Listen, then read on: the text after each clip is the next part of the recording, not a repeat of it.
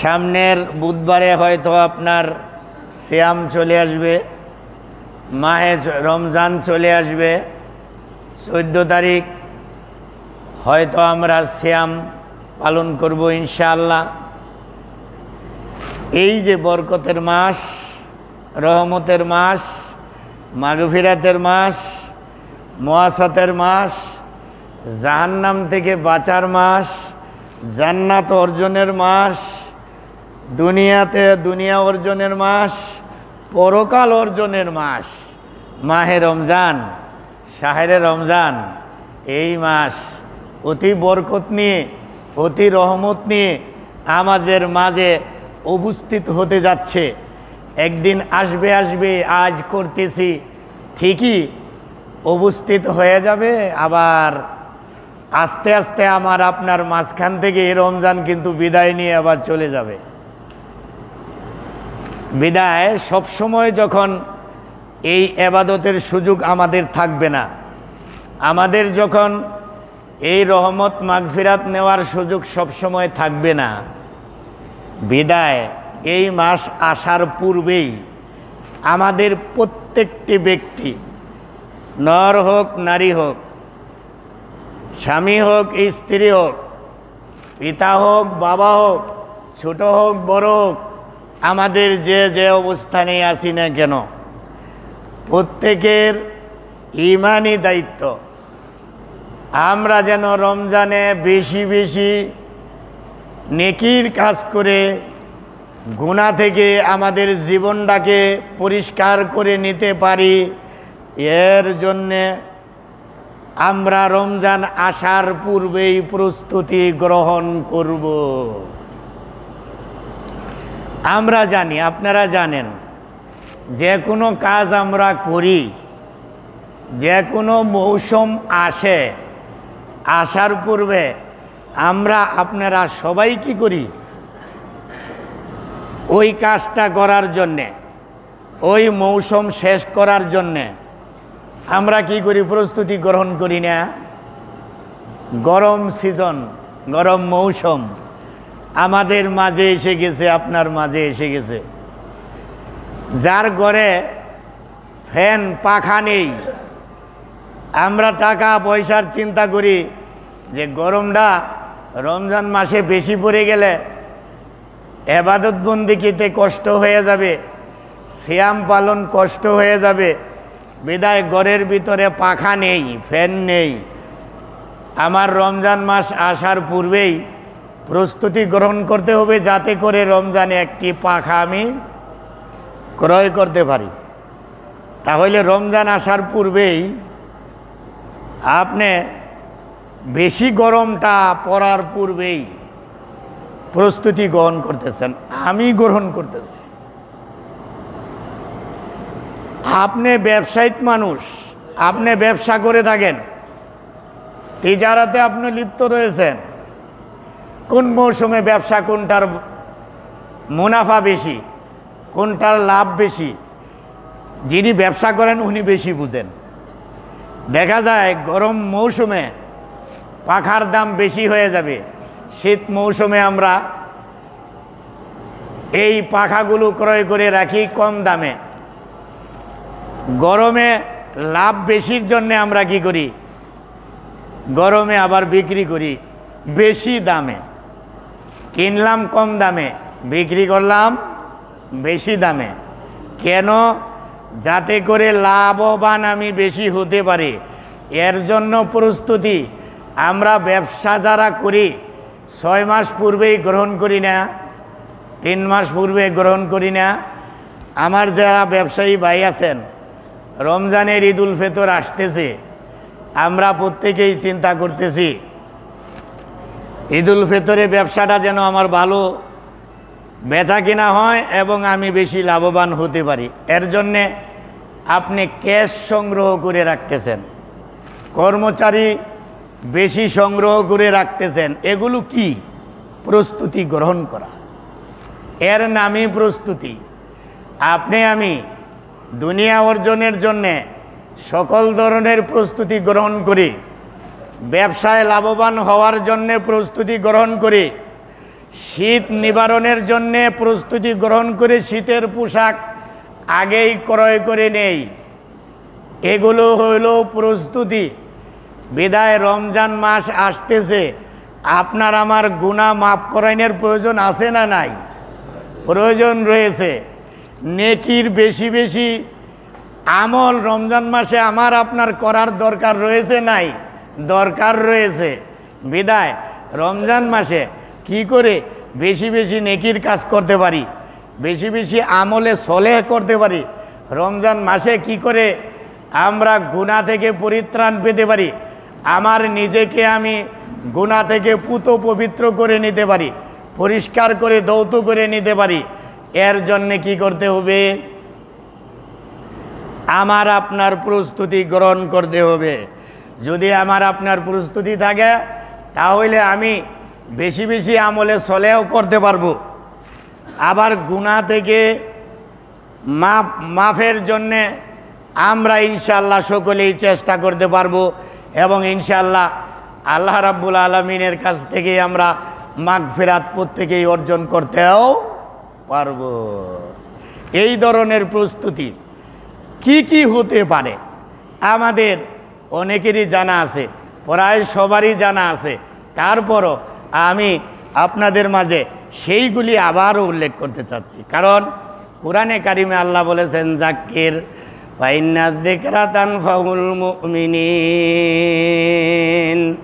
আল্লাহ বলেন, নবী হে মুহাম্মদ, মানুষ উম্মত তোমার উম্মত যারা, নসিহত করো, উপদেশ দেও, পরামর্শ দেও, জানলেও দেও না জানলেও দেও। কেননা তোমার উপদেশ যারা মুমিন বান্দা, যারা মুসলিম, যারা ভালো মানুষ, যারা সৎ মানুষ, যারা নেককার, যারা পরেজগার, তাদের কাজে আসবে। তারা ওই কথাটা শুনে আমল করার চেষ্টা করবে। বিদায় তোমার কথা বন্ধ রাখা যাবে না, উপদেশ দেওয়া বন্ধ রাখা যাবে না।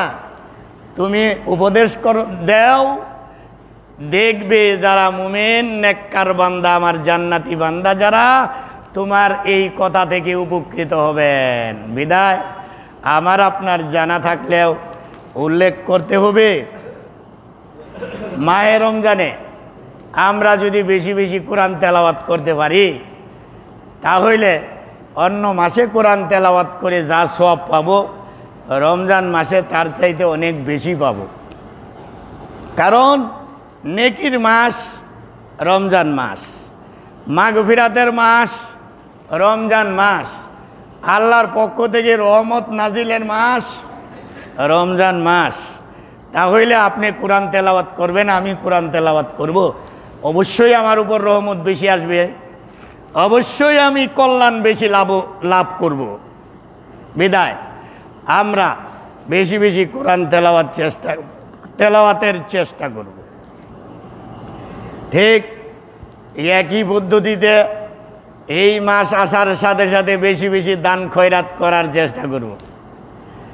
আল্লাহর রাস্তায়, কোরআনের রাস্তায়, ইসলামী পথে খরচ করার চেষ্টা করব বেশি বেশি।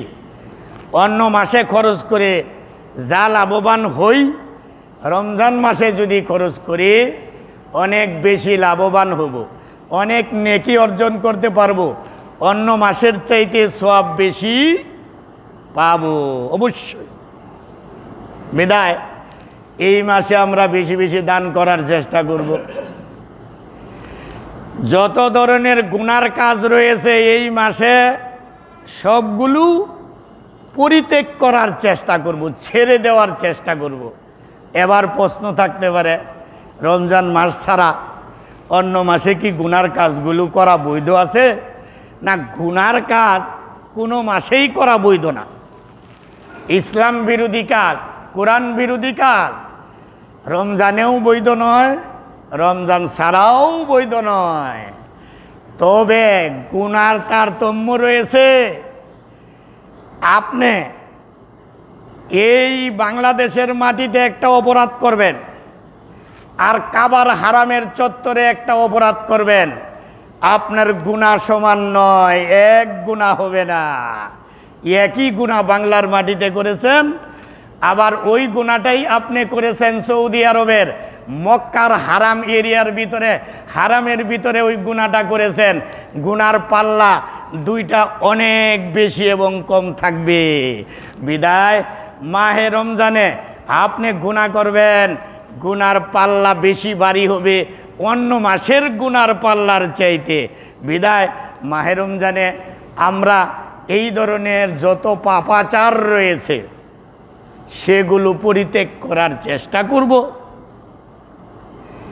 সাথে সাথে কিয়ামুল লাইল, রাত্রের ইবাদত, রাত্রের সালাত আদায়, রাত্রের কিয়ামুল লাইল করা, তারাবির সালাত আদায় করা, এইটাতে আমরা মুওয়াজাবাত করব। আমরা নিয়মিত রাত্রের সালাতগুলো আদায় করব, কিয়ামুল লাইল অথবা তারাবির সালাত আদায় করব। তাতে আপনি কি লাভবান হইতে পারেন? আমি কি লাভবান হতে পারি? আমার মুখের ভাষার চাইতে যদি বিশ্বনবীর মুখের ভাষায় আপনি শুনেন তাহলে তৃপ্তি বেশি আসবে, আপনার মনের তৃপ্তি বেশি আপনি জমাতে পারবেন। তাই বিশ্বনবী সাল্লাল্লাহু আলাইহি ওয়াসাল্লাম হাদিসের ভিতরে বলেছেন, মান কামা রমজানা ঈমানান ওয়া তাসাবান গফিরা লাহু মা তাকাদ্দামা মিন যামবি। বুখারীর হাদিস, বুখারী মুসলিমে হাদিস এসেছে, বিশ্বনবী বলেছেন যে ব্যক্তি মাহে রমজান পেল, এই মাহে রমজানের সিয়াম সাধনা করলো, সিয়াম সাধনা করে বেশি বেশি নেকির উদ্দেশ্যে, গুনাহ মাফের উদ্দেশ্যে, রহমত পাওয়ার উদ্দেশ্যে, দুনিয়ার সুখ শান্তি পাওয়ার উদ্দেশ্যে, দুনিয়া অর্জনের জন্যে, পরকাল অর্জনের জন্যে রাত্রিবেলা কিয়ামুল লাইল করলো, কিয়ামুল লাইলে নিয়োজিত রইল, আল্লাহর নবী বলেছেন গুফিরা লাহু মা তাকাদ্দামা মিন যামবি। সে কিয়ামুল লাইল করে যা আল্লাহর কাছে চাবে আল্লাহ তো তাকে দিবেন তো দিবেনই, এবং কি আল্লাহ রাব্বুল আলামিন তার জীবনের গুনাহ খাতাগুলো মাফ করে দিবেন। তাহলে আমরা এই মাহে রমজানে কিয়ামুল লাইল যদি বেশি করি, সময় বেশি দেই কিয়ামুল লাইলে, কিয়ামুল লাইল বলতেই তারাবির সালাত, আপনার জীবনের গুনাহ খাতা আল্লাহ মাফ করে দিবেন। আরো আপনার বিশ্বনবী বলে গিয়েছেন, বিভিন্ন ধরনের হাদিস এই তারাবি এবং কিয়ামুল লাইলকে কেন্দ্র করে,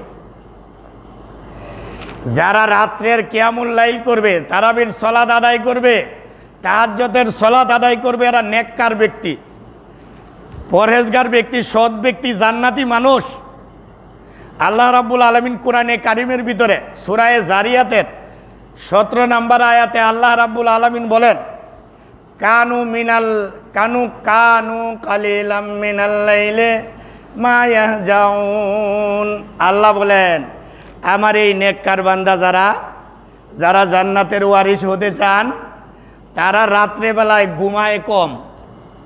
কানু কালিলাম মা ইয়াহজাউন, ঘুমায় কম রাত্রে। ওয়াবিল আসহারে হুম ইস্তাগফিরুন। আল্লাহ রাব্বুল আলামিন বললেন, এই মানুষগুলো রাতের শেষ অংশে উঠে কিয়ামুল লাইল করে, সালাত আদায় করে, ইস্তাগফিরুন, রব্বুল আলামিনের কাছে দুহাত তুলে মুনাজাত করে, আল্লাহ দুনিয়ার এই সমস্যা দূর করে দাও, আল্লাহ তুমি আমাকে পরকালের সুখ শান্তি দাও। আল্লাহ বলেন, রাসূল বলেছেন, ওয়াফিল লাইলে, রাত্রের একটা অংশ আছে,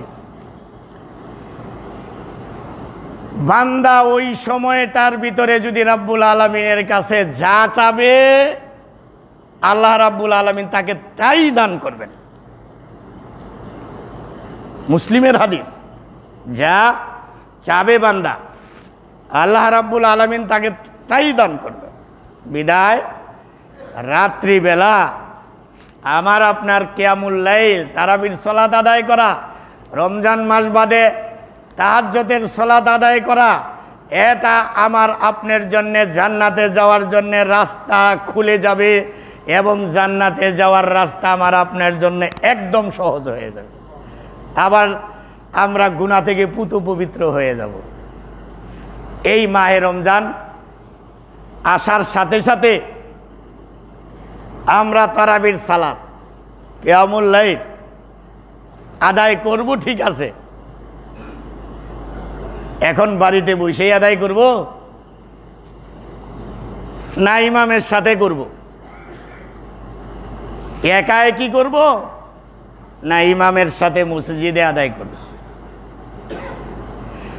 একাই কি যদি আমরা কিয়ামুল লাইল সালাতুত তারাবি আদায় করি, আদায় হবে, নামাজ হবে, নামাজ হওয়ার ভিতরে কোনো সন্দেহ নাই। মসজিদে ইমামের সাথে জামাতে শুধু ফরজ নামাজ আদায় করা ওয়াজিব, ফরজ করতেই হবে। সালাতুল মারে খৈরুন ফে বুয়ুতিহিম হি ইল্লা সালাতিল মাকতুবাতা। মানুষ যত সালাত আদায় করে বাড়িতে যদি আদায় করে, এটা হলো সবচেয়ে উত্তম সালাত, উত্তম নামাজ, ইল্লা সালাতুল মাকতুবা।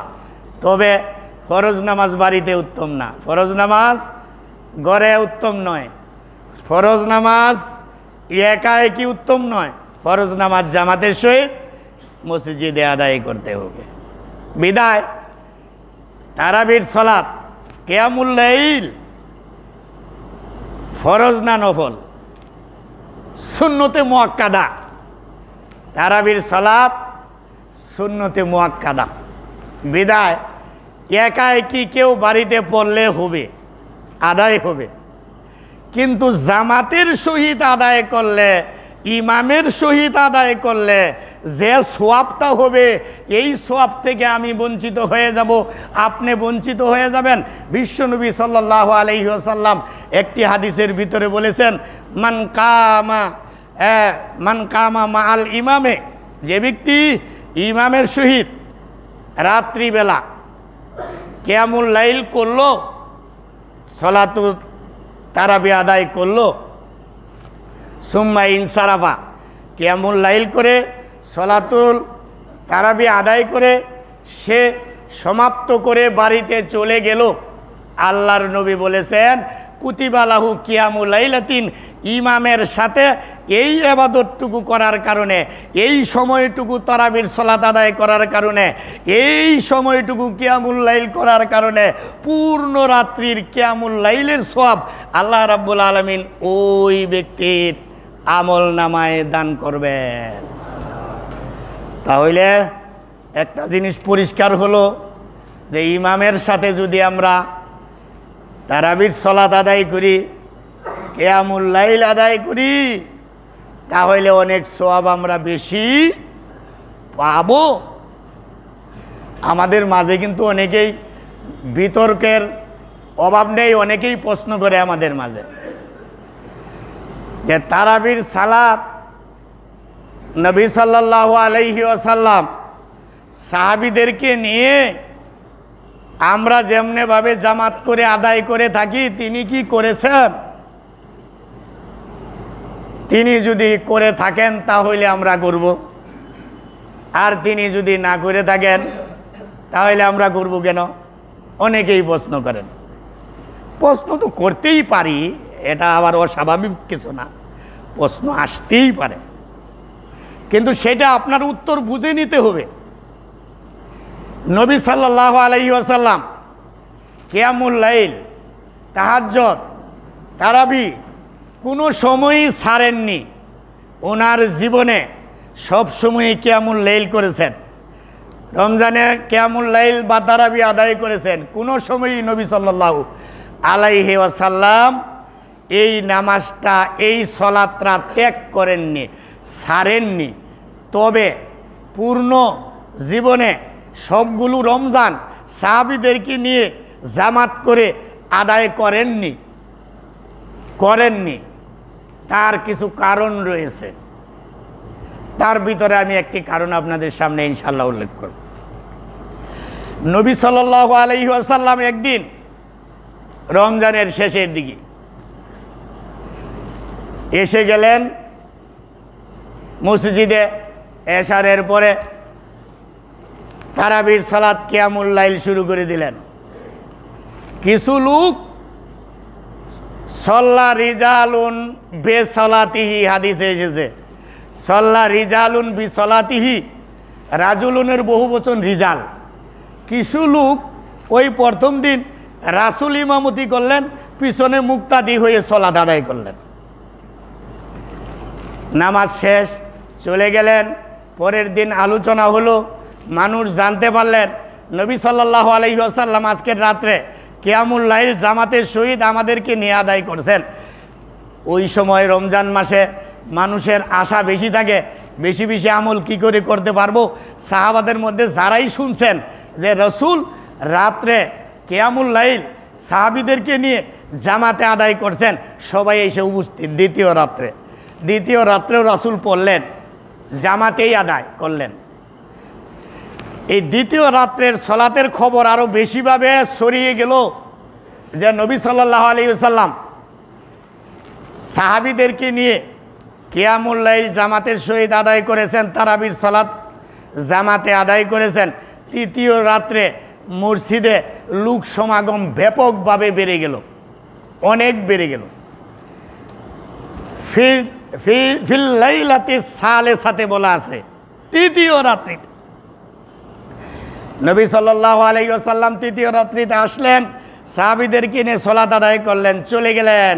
এবার চতুর্থ রাত্রিতে সকলের মাঝেই খবরটা প্রচার হয়ে যায়।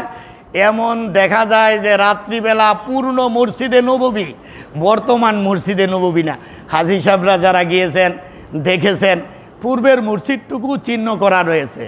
আপনারা দেখেছেন, আমরাও দেখেছি। পূর্বের যে মসজিদ, নবীর যুগের যে মসজিদ, এই এরিয়াটুকু একের কানায় কানায় পরিপূর্ণ, কোনো ভিতরে জায়গা নেই। নবী সাল্লাল্লাহু আলাইহি সাল্লাম ঘর থেকে দেখেন, আর নবী সাল্লাল্লাহু আলাইহি সাল্লাম চিন্তা করেন, ভাবেন আমি যদি আজকের রাত্রে যে পরিমাণ মুসল্লি সাহাবায়ে কেরাম এসেছে আমার সাথে সালাত আদায়ের জন্যে, নেকি অর্জনের জন্যে, এই রাত্রে কিয়ামুল লাইলের জন্যে আমি যদি এইভাবে সালাত আদায় করি, আল্লাহ আরশের উপর থেকে আমার উপরে উম্মতের উপর খুশি হয়ে বলে দেবে, হে মুহাম্মদ তোমার উম্মতের উপর কিয়ামুল লাইল ফরজ করে দেওয়া হলো। যদি করে দেওয়া হয়, আল্লাহর নবী বললেন ফাতো জিজু, তোমরা অপারক হয়ে যাবে, পারবে না। 5 ওয়াক্ত ফরজ এইটাই আদায় করে না, আবার তারাবি ফরজ, সর্বনাশ হয়ে যাবে। তাই বিশ্বনবী সাল্লাল্লাহু আলাইহি ওয়াসাল্লাম আর বের হলেন না, একেবারে ফজরের ওয়াক্তে আজান হলো ফজরের, আসসালাতু খায়রুম মিনান নাওম। রাসূল বের হয়ে আসলেন, ফজরের সালাত আদায় করলেন, মুক্তাদিদের দিকে মুখ করে বসলেন, বললেন লাম ইয়াকফা আলাইয়া মাকানুকুম। হাদিসের ভাষা আমি আপনাদের সামনে উচ্চারণ করলাম। রাসূল বললেন লাম ইয়াকফা আলাইয়া মাকানুকুম, তোমরা যে মসজিদে সারা রাত্র অবস্থান করছো, এইভাবে কাটাইছো, আমি জানি, আমার কাছে কিছুই গোপন না, সব আমি দেখেছি, সব জেনেছি। কিন্তু আমি আসি নাই, আসলেই তোমাদেরকে নিয়ে সালাত আদায় করতে হবে। আমি যদি সালাত আদায় করি এইভাবে, তোমাদের উপরে ফরজ হয়ে যাবে, আমার উম্মতের জন্যে কঠিন হয়ে যাবে, বিদায় আমি জামাতে এইটা আদায় করতে চাই না। এই জন্য নবী জামাতে আদায় করছেন না। এইবার বলেন, আমি খুরশেদ মাদানি, আপনি আব্দুর রহিম আব্দুল সাত্তার, জামাতে সারা রাত্র আদায় যদি আমরা তারাবির নামাজ করি, কিয়ামুল লাইল আদায় করি, আল্লাহ কয়বার ফরজ করবেন? একবারও না। কারণ ফরজের ক্ষমতা আমাদের বান্দাদের নাই, নবীর উম্মতেরও নাই, একমাত্র আল্লাহ নবীর মাধ্যমে জিনিস ফরজ করেছেন। বিদায় আমরা সারা রাত পড়লেও ফরজও হবে না। বিদায় আমাদের এই কথা বলাটা ঠিক হবে না যে নবী জামাতে পড়ছে না, আমরা জামাতে পড়ব না। তাহলে এই কথা কি ঠিক হইল? নবী জামাতে পড়লেন না কেন ব্যাখ্যা দিলেন। আপনি জামাতে যদি এই কিয়ামুল লাইল করেন আপনার উপর কখনো ফরজ করে দিবেন না আল্লাহ। বিদায় আমরা ইমামের সহিত আদায় করব, তাহলে আমরা সওয়াবটা বেশি পাবো ইনশাআল্লাহ। এই যে কিয়ামুল লাইল, এই রাত্রিবেলা আমরা বেশি বেশি আদায় করবার চেষ্টা করব। কিয়ামুল লাইল বা তারাবির কয় রাকাত পড়ব, কীভাবে পড়ব, এগুলো আলোচনা আসবে ইনশাআল্লাহ সামনে। হ্যাঁ, সামনের রমজান আসতেছে।